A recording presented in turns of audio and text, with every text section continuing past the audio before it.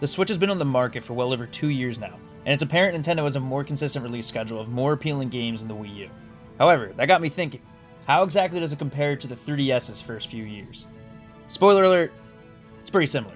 So, alright, obviously it's not identical, and it's not surprising to see a company repeat what worked for them with their previous platform. But there's still a lot of parallels that I wanted to talk about. So first off, both systems released in March of their respective launch years. I know that might not seem like such a big deal, but this was the first Nintendo home console in a long time that didn't release toward the end of the year, and obviously it worked out very well for them. This was because all the hardcore Nintendo fans and scalpers were able to get the system regardless of release date and price really early on. In addition, they were able to stir up public awareness of the system and interest, and what do you know, the Switch wasn't impossible to find during the holiday season, much like the Wii was. More consoles were available to everyone when they wanted them, but what really matters to most of us are the games. So, the 3DS had a notoriously mediocre launch. The lack of titles throughout the first few months is pretty much what pressured Nintendo to cut the price of the system. However, one game that did excite people during the launch window was The Legend of Zelda Ocarina of Time, and much like it, Nintendo wanted to be sure that Breath of the Wild was out early for the Nintendo Switch. So much so that, well, it was a launch title for the system. So moving on to the holiday season, Nintendo needed a couple titles to ensure that the 3DS could sell. These two games were Super Mario 3D Land and Mario Kart 7. Odyssey is clearly the 3DS's 3D Land, and Mario Kart 8 Deluxe is essentially its Mario Kart 7. I know that 8 Deluxe did come out a lot earlier in the year and wasn't a completely new release, but the point still stands that Nintendo wanted 1, a big new Zelda, 2, a big new Mario, and 3, a Mario Kart game to push sales for the Switch's first holiday season. Pretty much exactly like the 3DS. So moving on to both consoles' second years in the market, things do get a bit more complicated now. So I'm just going to go and actually list all the games that we got on both platforms. So first-party games for the 3DS in 2012 included Kid Icarus Uprising, Mario Tennis Open, Freaky Forms Deluxe, New Super Mario Bros. 2, Crosswords Plus, at least here in the States, Professor Layton and the Miracle Mask, and Paper Mario Sticker Star. Overall, a solid year for the 3DS that, to some, might seem a bit underwhelming. We technically did get a few more Nintendo-published games like Style Savvy Trendsetters, Art Academy Lessons for Everyone, and Spirit Camera, but they weren't made directly by Nintendo, and they didn't really feature any of Nintendo's IPs, or at least like really well-renowned IPs. Oh, and fun fact, Resident Evil Revelations was published by Nintendo in the UK. I had no idea. I just found that out when researching for this video. Also, keep in mind that Japan did get a few titles in 2012 that Europe and US wouldn't see until the following years. These include Fire Emblem Awakening, Animal Crossing New Leaf, and Brain Age Concentration Training. Now, let's take a look at the Switch's second year. So games include Wii U ports of Bayonetta 2, Hyrule Warriors, Donkey Kong Country Tropical Freeze, and Captain Toad Treasure Tracker. Completely new games include Kirby Star Allies, Nintendo Labo Sets, Sushi Striker, Mario Tennis Aces, Super Mario Party, and the Pokemon Let's Go games, and Super Smash Bros. Ultimate. A few third-party titles were published by Nintendo outside of Japan, including Octopath Traveler, Go Vacation, and The World Ends With You Final Remix. Just like the 3DS, it can be seen as a great year, yet underwhelming to certain people. Not only are a decent portion of these games just upgraded Wii U titles, but most of the games during the first half of the year are much smaller or simpler experiences.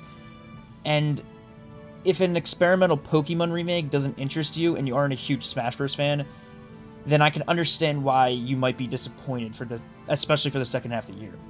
I, for one, am hyped for Smash Bros. Ultimate and Super Mario Party as well. The new Pokemon game isn't really doing much for me, personally. I have my eyes set for the games coming out next year, but let's not get off track. Point is, both years had some smaller titles or games that just didn't live up to some people's expectations. In addition, both systems saw a Mario Tennis release, some Blue Ocean titles like Labo and the Style Savvy game, and a big fat project from Sakurai in the forms of Kid Icarus Uprising and Smash Bros. Ultimate. It might be far from like a copy and paste situation, but both years spoke the same message. Release some filler titles and let Sakurai's project and a new Mario spin-off game carry most of the momentum. There are even a ton of rumors about a new Super Mario Bros. U port coming to the Nintendo Switch, which would line up with new Super Mario Bros. 2. Obviously, that's just a rumor. I'm not going to sit here and say that's fact or anything. You could even argue that the Pokemon Let's Go titles are filler titles for next year's big Pokemon game. But that's also a bit controversial and a whole different conversation on its own. So now comes the fun part. Since the release schedules draw a lot of parallels, I'd say next year is going to be a huge year for the Nintendo Switch. Obviously, don't take that as fact, it's just speculation on my part, but the 3DS's third year was insane. We got heavy hitter titles, well, heavy hitter title after heavy hitter title, essentially. We got Fire Emblem Awakening, we got Luigi's Mansion Dark Moon, Donkey Kong Country Returns 3D, Animal Crossing New Leaf, Mario & Luigi Dream Team, Pokemon X and Y, The Legend of Zelda Link Between Worlds, and Mario Party Island Tour. There are probably even a couple others that I missed that were just smaller compared to these titles. But still, you gotta admit, that's an insane list. And much like the 3DS, we already know we're getting Fire Emblem Three Houses in spring, and the next main series Pokemon game during the holiday season. There's even a Mario & Luigi title releasing next year too, but that's obviously on the 3DS and not the Nintendo Switch. So what else could we expect for 2019 from the Nintendo Switch? Yoshi's an obvious choice, as just like Woolly World, it got announced much earlier than it should have, but what else are we going to get other than that? I'm not too sure. Let me know in the comment section below what you guys think, but there is one series I truly believe we'll see next year, and that's Animal Crossing.